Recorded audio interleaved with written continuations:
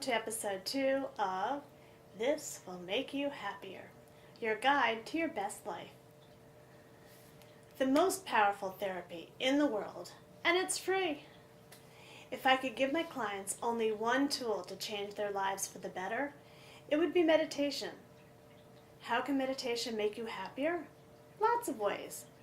For starters, research has shown that wandering minds are unhappy minds. And meditation helps you keep your mind focused. Meditation also counteracts the body's stress response, which will make you feel better physically. But the real magic is how it helps you shut off the left brain chatter so you can access the intuitive and seemingly magical gifts of the right brain. It seems that every time I scan the latest research in positive psychology, I read about another study that shows how powerful meditation can be. Besides reducing stress and anxiety and improving depression, physical health, and the immune system, it can also help you embrace what I call whole brain living. People who meditate create new neural networks involving different regions of the brain.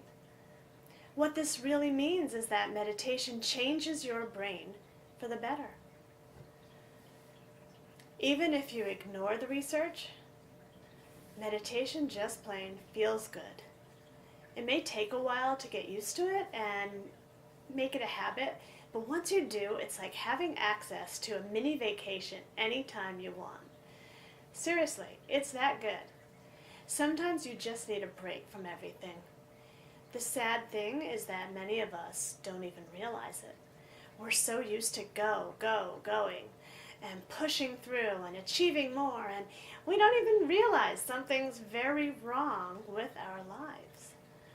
High-powered, high achievers may think that they can't spare the time, but what experienced meditators know is that they can get much more done in less time when meditation is a habit. And it's more effective because they're using their brains more effectively. So maybe you're thinking, okay, I'm convinced, but how do I meditate? There are many different forms of meditation, and research suggests that they're not all created equal in terms of benefits. Not that they don't all have benefits, but that perhaps they're not the same benefits. Or it could be that they haven't been properly studied. Mindfulness meditation is one of the best researched and well-known approaches to meditation out there.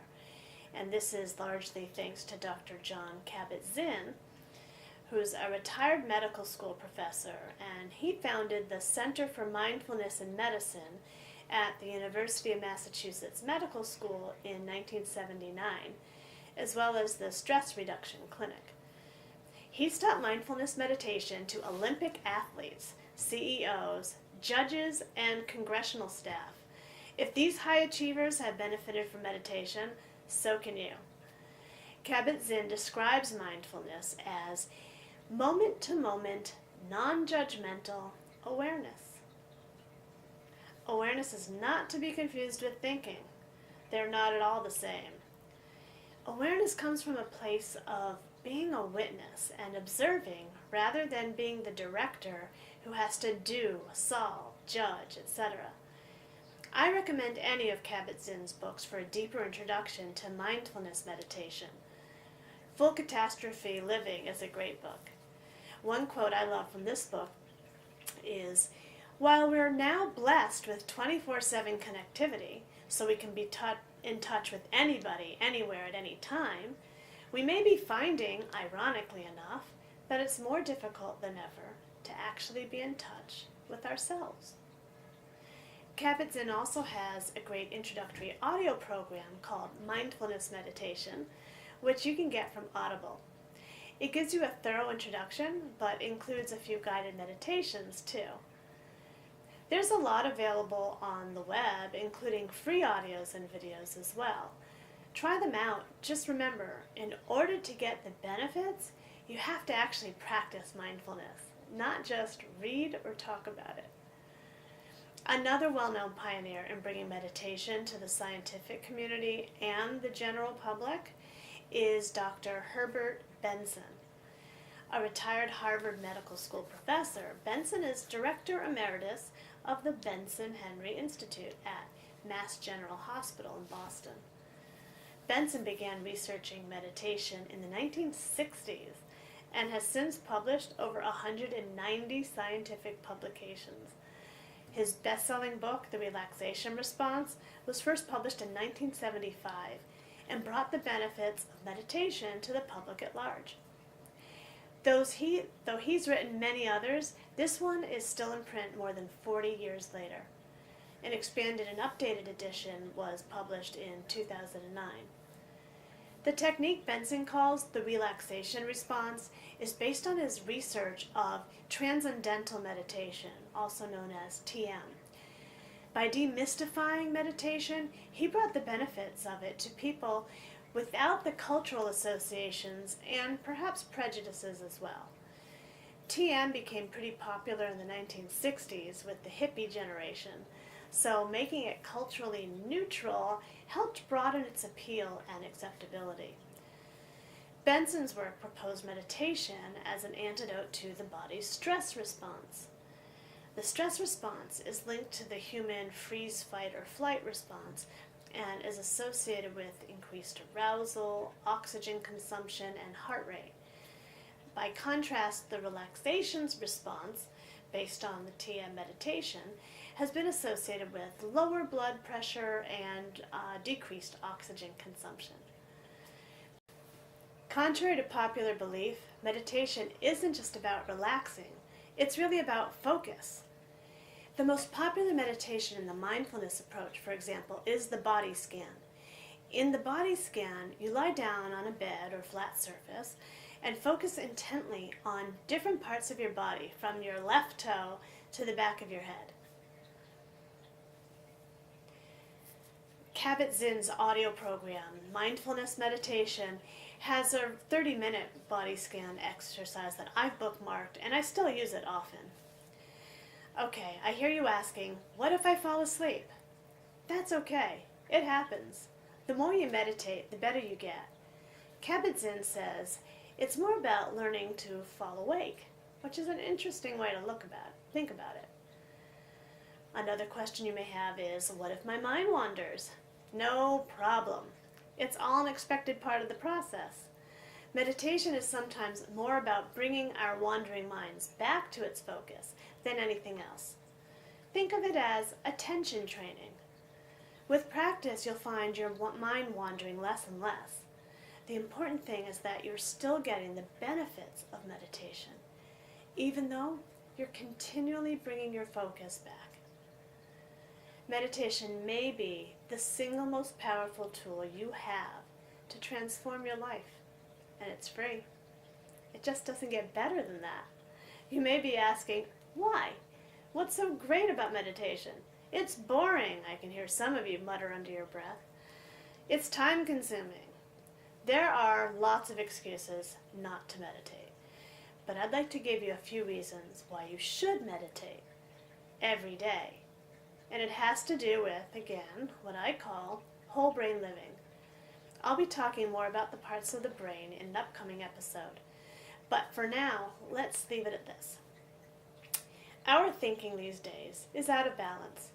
For way too long, we've been focusing on logical left brain thinking. That's the thinking that uses language and tells stories. It also rehashes the past and worries about what might happen in the future.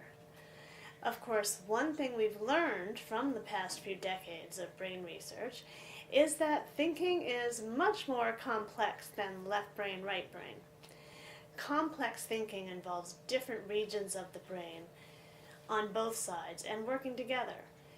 But we're still overusing the left hemisphere as a grab bag of talent, and it's created an imbalance in our thinking. The most prominent example of this is the incessant chatter that goes on inside our heads all day long. Even when we have downtime, the left brain is so busy rehashing the past and worrying about the future that no relaxation actually gets done. Maybe some of you have noticed this when you try to go to sleep at night. It seems like your mind is so busy you can't fall asleep. We need to get that constant chatter in our minds to shut up regularly. This will not only reduce anxiety levels, it will improve our creative problem-solving ability and help us access our inner wisdom by improving the communication between the different regions of the brain. Quieting the left brain chatter will allow us to exercise areas of the brain that we may not be using. And meditation can help. There's a tremendous amount of research on meditation, and it goes back many decades. The more recent use of brain imaging techniques has led to even more studies. Researchers study what parts of the brain are affected by meditation, as well as what differences are between the brains of those who meditate versus those who don't. And the benefits to those who do keep piling up. One thing is for sure, regular meditation changes your brain, literally, and for the better. Let's review some of the big findings. There are multiple studies showing that meditation helps us deal with stress, anxiety, and frustration.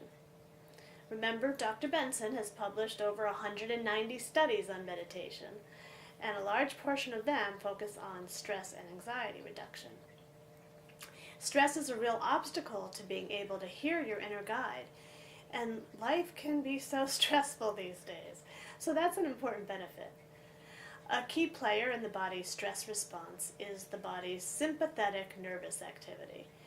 Meditation has been shown to reduce this type of activity, and at the same time, meditation increases the parasympathetic activity, which is associated with what Benson calls the relaxation response.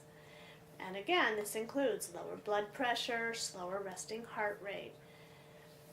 Meditation has also helped people who suffer from depression and anxiety.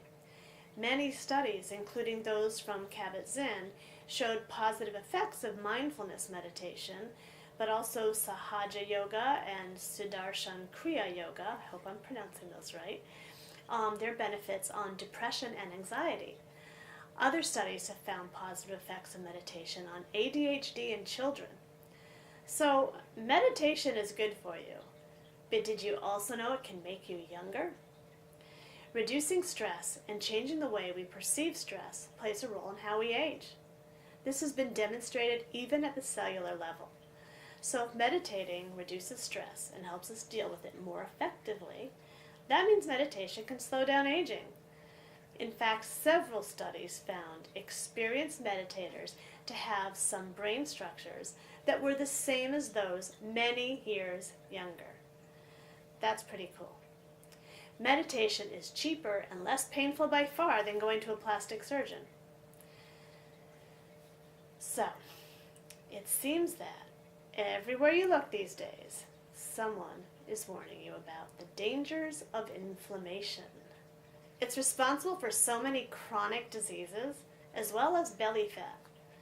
They even think it plays a role in cancer and Alzheimer's disease. There are anti-inflammatory medicines, herbs, foods, and diets. Now we can add meditation to the list because research found it reduces the body's inflammation response. But wait, there's more.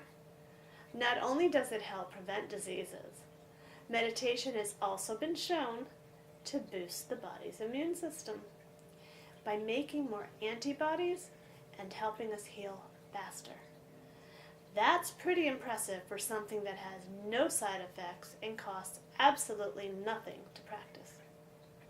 Given all these wonderful benefits of meditation, it's no wonder that it's also been shown to lead to a state of mind that's related to feelings of happiness. Similarly, meditation is found to reduce mind wandering, which is associated with unhappiness. News anchorman Dan Harris says meditation has made him 10% happier. Let me tell you a little bit about Dan Harris and his book. The full title is 10% Happier: How I Tamed the Voice in My Head, Reduced Stress Without Losing My Edge, and found self-help that actually works. A true story. Harris's journey begins when he had a massive panic attack while reading the news on live TV. He writes, according to Nielsen ratings data, 5.019 million people saw me lose my mind. He then tells the story of how he explored ways of getting his life back until he finally found mindfulness meditation. He's very funny, at times irreverent, and the book's an easy read. His point in sharing his story is to convince others that if meditation could help him, it could probably help anyone. It seems to me that the question is no longer why should you meditate, it's why wouldn't you? With all these amazing health and brain benefits, isn't it crazy not to try? If you'd like some help getting started with meditation, I created a cheat sheet for you. It includes a summary of key ideas and links to resources, those that I mentioned in this show and many others. So to get the cheat sheet, either click on the link on this page or go to debperetzcoaching.com. That's DEBPERETZ coaching.com. If you found this show helpful, please do share with your friends on social media. Thanks for listening. Wishing you health and lots of happiness. This is Deb Peretz.